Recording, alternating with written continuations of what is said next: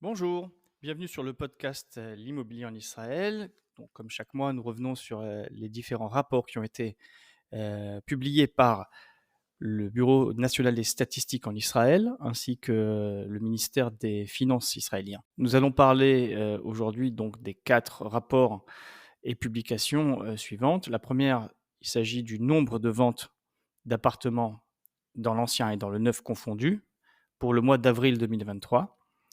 C'est un rapport du ministère des Finances. Ensuite, nous allons parler du nombre de ventes d'appartements neufs cette fois, vendus par des promoteurs pour le trimestre février, mars, avril 2023. Puis nous allons parler de l'index du coût de la construction sur lequel sont indexés de très nombreux contrats d'acquisition d'appartements neufs. Et pour finir, ce qui intéresse la majorité des auditeurs et des acteurs du marché immobilier, l'évolution des prix du marché immobilier en Israël. Alors tout de suite, il faut dire, et nous allons le revoir dans d'autres rapports, le mois d'avril 2023 se caractérise par une baisse très importante du nombre de transactions. C'est un mois qui constitue en fait un des plus bas en termes de vente depuis les années 2000. Si on le compare à avril 2022, le nombre de transactions a baissé globalement de 56%. Il se vend en gros 2 fois moins d'appartements neufs et anciens en Israël si on compare avril 2023 à avril 2022. Alors il faut dire immédiatement, puisque c'est ce qui a été mentionné dans ces rapports comme, on va dire, une remarque, le mois d'avril 2023 comptait très peu de jours ouvrés du fait des fêtes de Pessah, de Pâques. Par conséquent, les mois comportant peu de jours ouvrés sont peu propices à la conclusion de transactions. Alors, ce rapport fait état aussi du stock des appartements détenus par des investisseurs. Comment définit-on les investisseurs de l'immobilier en Israël? Ce rapport prend tout simplement en compte le nombre d'appartements détenus par une personne physique, y compris par des personnes morales. Si c'est une personne physique, évidemment que le deuxième appartement est acheté à l'investissement. Je n'ai pas connaissance de la qualification d'un deuxième appartement comme appartement de vacances ou de résidence secondaire. Ça peut être le cas tout à fait, mais en tout cas, sur le plan fiscal, ce deuxième appartement est considéré et suit les règles d'un appartement à l'investissement. Il est intéressant de vérifier, de suivre le nombre d'appartements détenus par ces investisseurs, notamment pour se faire une idée du marché de la location. Si ce stock est abondant, évidemment la concurrence étant plus importante, les prix à la location sont susceptibles d'être moins tendus. Si ce stock baisse, moins d'appartements à la location, et si il est compliqué de devenir acquéreur d'un premier bien immobilier, alors les personnes vont être, on va dire, sous pression pour trouver un logement. Dans l'impossibilité d'acheter, elles vont se rabattre sur la location.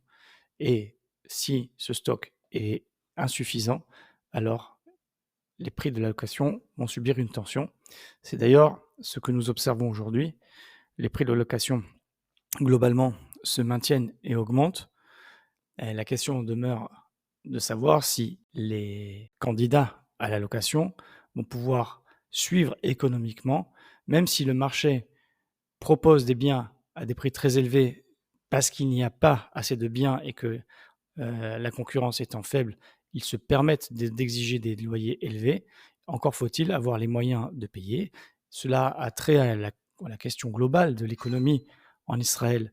Est-ce que les foyers sont aujourd'hui en position de surenchérir sur le prix des locations?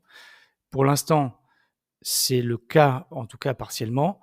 Ma question, de mon point de vue, c'est ce qui va se passer dans les mois qui suivent, dans une période, on va dire, de forte turbulence économique et politique, y compris avec des taux d'intérêt très élevés, y compris sur des crédits qui ne sont pas de l'immobilier, des crédits à la consommation, et évidemment le taux de chômage qu'il faut surveiller en permanence.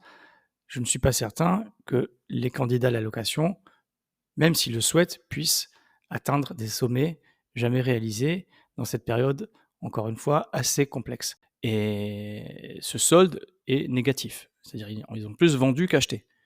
Ce qui peut d'ailleurs se vérifier dans d'autres rapports dont nous allons parler plus tard, des rapports qui montrent le nombre d'acquisitions, le nombre de ventes, le nombre de transactions et notamment le nombre de transactions réalisées par des investisseurs. Nous venons de parler du stock détenu par les investisseurs, donc à partir du deuxième bien immobilier.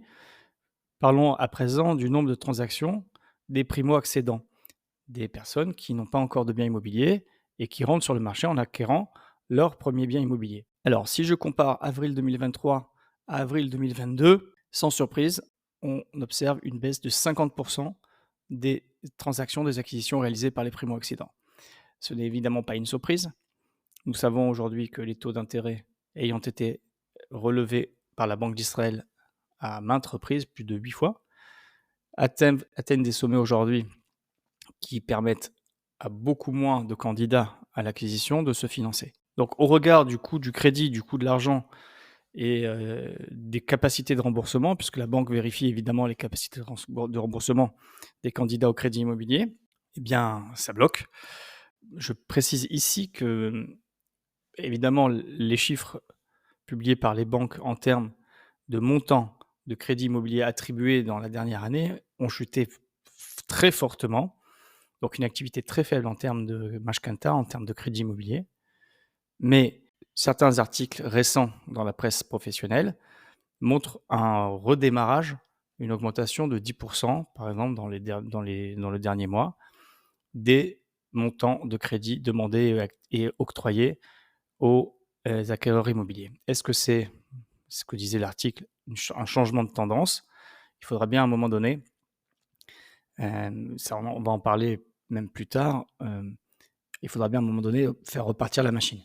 Tout simplement parce qu'il faut se loger et que si ce n'est pas à la location, c'est à l'acquisition et si c'est à l'acquisition, il faudra bien un accès. Alors soit les prix vont baisser suffisamment pour que tout le monde puisse acheter, y compris avec des taux élevés, soit les taux vont baisser et on va revenir à l'acquisition avec même des crédits à remboursement élevés, mais en tout cas moins élevés qu'aujourd'hui, soit les deux. Troisième chiffre à avoir en tête concernant les transactions, la nature des transactions, qui sont ceux qui achètent des appartements. Ce sont les propriétaires d'appartements actuellement qui souhaitent acheter un appartement pour plus grand, plus beau, mieux placé ou tout simplement pour évoluer dans leur parcours personnel. Ces personnes-là ont deux formules, comme vous le savez, ils peuvent soit acheter et vendre, soit vendre et acheter. Évidemment que chaque formule a ses avantages. On ne va pas revenir maintenant sur les avantages de chacune d'entre elles. En tous les cas, celui qui compte acheter un appartement, il faudra bien qu'à un moment donné, il ait les moyens de le faire et donc les moyens provenant de la vente de son appartement actuel, que ce soit avant ou après, il doit quand même vérifier si son appartement est susceptible d'être vendu rapidement et à quel prix. Alors, quel est le nombre de transactions qui ont été réalisées par des propriétaires, vendeurs et acheteurs? Pour avril 2023 par rapport à avril 2022, là le chiffre est encore plus bas que pour celui des primo-accédants, on observe une diminution de 60%, moins 60% de transactions réalisées par des propriétaires qui souhaitent vendre et acheter leur prochain bien. Alors, en tant qu'agent immobilier, nous observons ça sur le terrain. Je vais donner un exemple très concret. Un propriétaire qui a pris un crédit il y a 10 ans, qui donc possède un appartement de 4 pièces, souhaite acheter un 5 pièces pour des raisons personnelles, une naissance, peu importe, un bureau, travailler. En général, il s'est fait une idée du prix que vaut son appartement.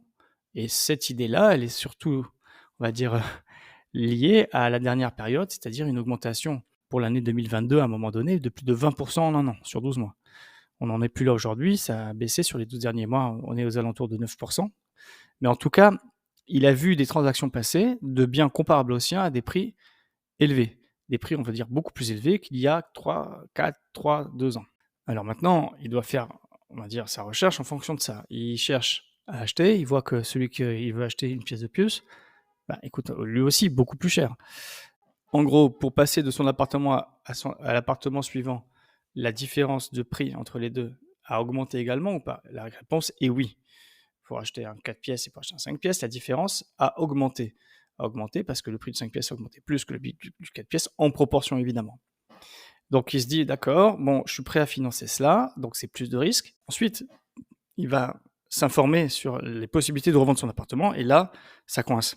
C'est-à-dire qu'acheter l'appartement qu'il souhaite, habiter plus tard, d'abord, puis vendre, aujourd'hui, c'est extrêmement risqué. Tout simplement parce que, vu le nombre de transactions et la situation, il n'est pas certain du tout de pouvoir le vendre dans les délais. On va dire les délais, ça dépend. Encore une fois, s'il achète un appartement neuf à 4 ans, on est dans une autre situation complètement. Mais si c'est pour déménager dans moins de 12 mois et donc avoir à payer son nouvel appartement, va-t-il vendre son appartement dans les 12 mois et surtout à combien va-t-il le vendre? Ce qui a pour conséquence immédiate qu'il renonce à son projet. Ils vont se satisfaire de l'appartement actuellement.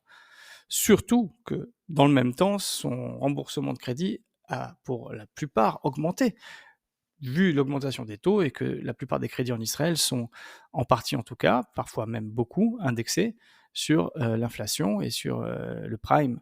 Et donc, il paye déjà plus cher en remboursement mensuel et il s'imagine peut-être acheter un appartement plus cher, donc un plus gros crédit, donc plus de remboursement. Et en plus de ça, il n'est pas sûr de vendre son appartement au prix idéal. En tout cas, il sent que c'est pas le moment de vendre aux meilleures conditions, ce qui est pas forcément vrai puisque même s'il vend au prix du marché aujourd'hui, et c'est déjà peut-être beaucoup plus que ce qu'il pouvait espérer il y a encore 2 ans. Donc sur le marché des vendeurs-acheteurs, on est à moins 60 pour le mois d'avril 2023, ce qui se justifie assez facilement selon ce qu'on vient de dire. Le deuxième rapport dont je voudrais parler, c'est le rapport sur le nombre de ventes d'appartements neufs. Celui-ci, il est publié par le Bureau national des statistiques israélien. C'est un rapport mensuel. Il prend 3 mois pour référence par rapport aux 3 mois précédents. Les 3 mois en question, les données du rapport publié donc le 15 juin 2023 concernent le mois de février, mars et avril 2023 et il les compare aux 3 mois précédents, c'est-à-dire novembre, décembre, janvier 2023. Alors, si on regarde le nombre de ventes dans le neuf, la baisse entre les 2 périodes de 3 mois est de moins 19 Mais si on prend un coefficient, une sorte de coefficient, ce rapport utilise aussi ce qu'on appelle l'aspect saisonnier. On ne peut pas comparer des mois qui ont pour habitude d'être très actifs en termes de vente, comme avril, mai, juin, juillet. C'est des périodes souvent qui sont propices aux transactions, à des mois beaucoup plus calmes. Et donc, si on fait cette comparaison entre les 3 mois précédents et ces 3 mois-là, on s'aperçoit qu'avec l'aspect saisonnier, on est à 0%. C'est-à-dire que quand on observe aussi la courbe du nombre de ventes d'appartements neufs, elle a donc chuté pendant presque un an et aujourd'hui, elle se stabiliserait à un niveau faible, mais pas non plus complètement dérisoire. Aujourd'hui, il y a un niveau assez faible, mais on est au-dessus des ventes des années 2018. Alors évidemment qu'en 2018, même la population n'était pas heu, la même, donc il faudrait forcément, avec la croissance démographique, arriver à des résultats plus élevés, mais c'est le cas, en fait. Donc pour résumer, sur les 6 derniers mois, après une chute, très importante de plus de 50 du nombre de transactions sur les appartements neufs, les 6 derniers mois montrent plutôt, on va dire, une stabilisation à un niveau faible, qui n'a rien à voir avec 2021-2022 évidemment, qui étaient franchement des années rattrapage du corona, plus modification de la taxe d'acquisition, ruée des investisseurs, l'argent pas cher, l'argent avec un crédit, des taux de crédit très très faibles. Donc on ne peut pas comparer cette période-là, mais finalement, on continue à avoir des ventes à un niveau faible mais stable dans les projets neufs. Ceci dit, c'est un petit peu le point sur lequel je voulais insister, c'est que même si il y a une stabilisation du nombre de ventes, ce n'est pas suffisant pour couvrir les demandes des promoteurs qui se sont engagés sur des terrains, qui ont lancé des permis, qui ont lancé des constructions. Le stock d'appartements neufs à la vente sur plan d'accord, est important en ce moment et au-dessus de 55 000 appartements, à vendre et les promoteurs ont tablé sur des chiffres, sur des projections des ventes des années précédentes et surtout sur des prix des années précédentes. Ce qui ce qui donc, a pour conséquence, des promotions en ce moment, on va dire très, très agressives, c'est-à-dire très intéressantes pour les acquéreurs dans le monde, de la promotion immobilière. Voyons des promoteurs qui font des opérations commerciales avec des conditions contractuelles et conditions financières, voire des prix même très intéressants. Ça fera peut-être l'objet d'un autre, podcast où on pourra, peut-être, analyser ces opportunités, savoir si justement c'est le moment, de se positionner. En tout cas, ce qui est certain, c'est qu'on se positionne à des conditions intéressantes et surtout que lorsqu'on achète à moyen terme et long terme, c'est-à-dire des appartements livrables dans trois ans, 3 4 ans, d'ici là, on peut peut-être espérer, en tout cas, des modifications de marché, une reprise et ce qui a été négocié aujourd'hui peut être gagnant dans 3 ans. En tout cas, c'est ce que nous voyons, chez certains acteurs professionnels.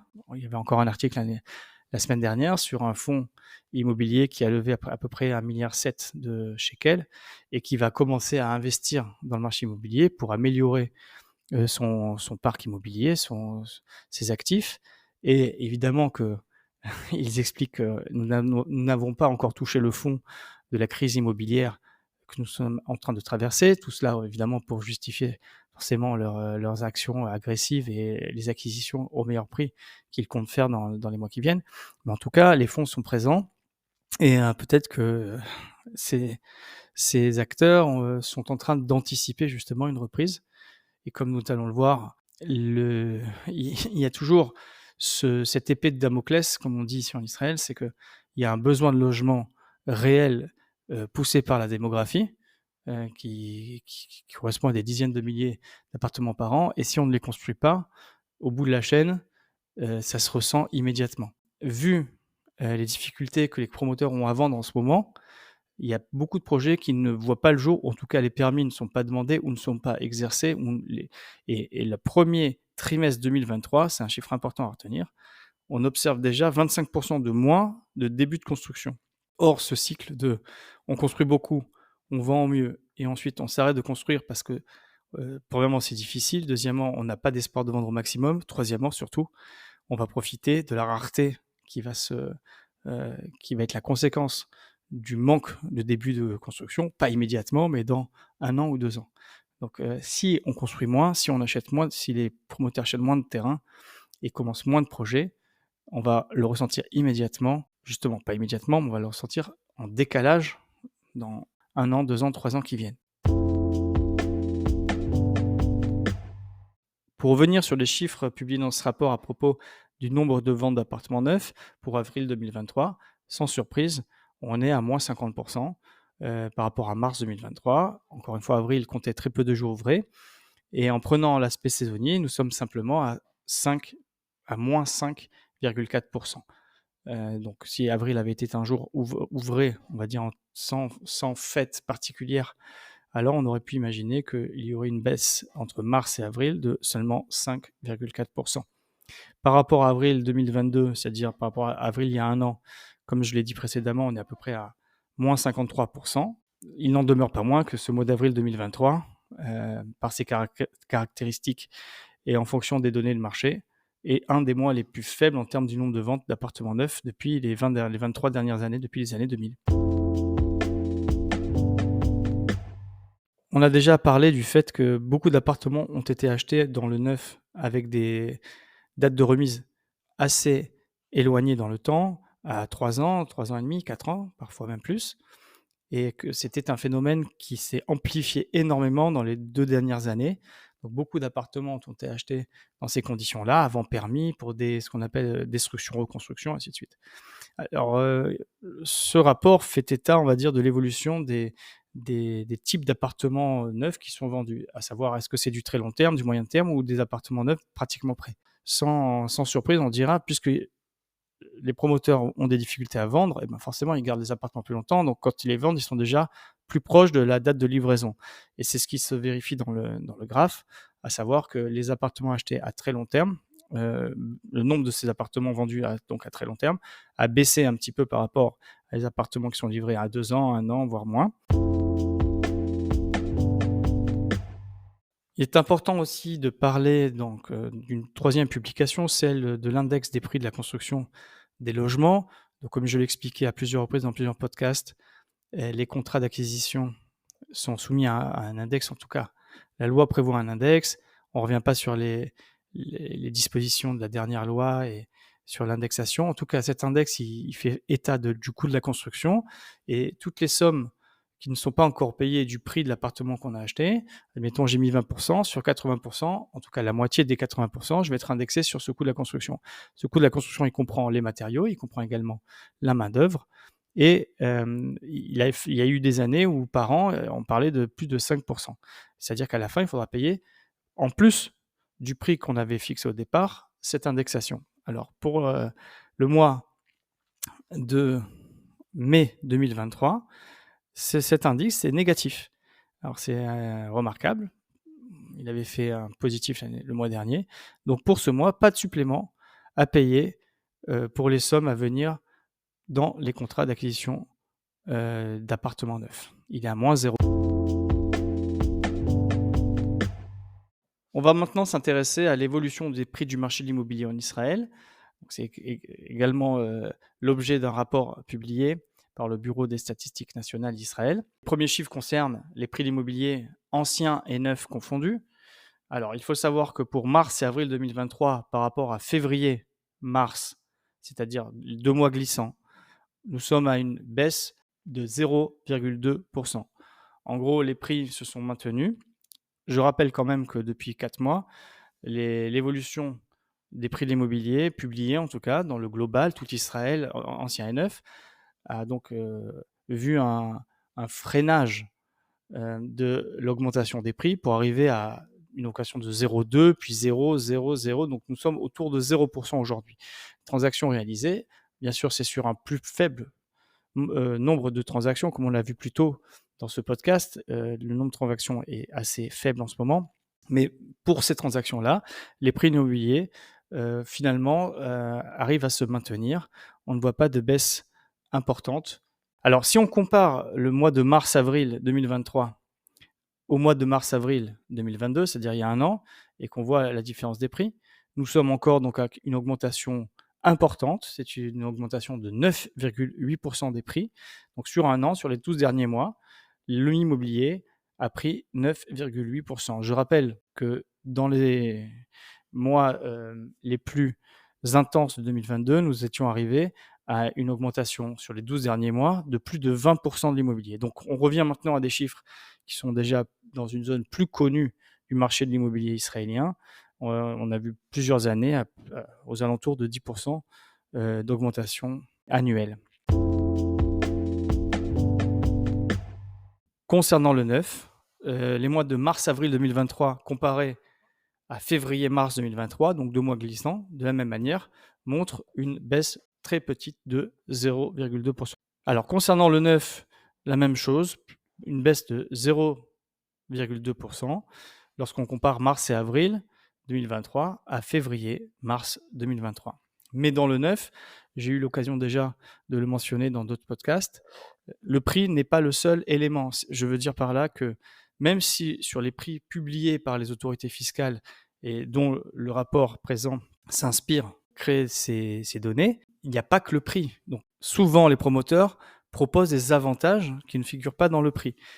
Par exemple, des conditions de paiement, où ils vont accepter de faire 15%, 85% à la signature sur 3 ans. Ou alors une exonération de l'indice du coût de la construction. Ce que je veux dire par là, c'est que même si les prix semblent quand même assez stables dans le neuf, je considère que si on prend en considération les avantages en dehors du prix, les prix du neuf sur les appartements qui sont vendus en ce moment par des promoteurs qui ont besoin de vendre une partie de leur stock sont, on va dire, les prix sont à la baisse. Ils sont à la baisse de beaucoup plus que 0,2%.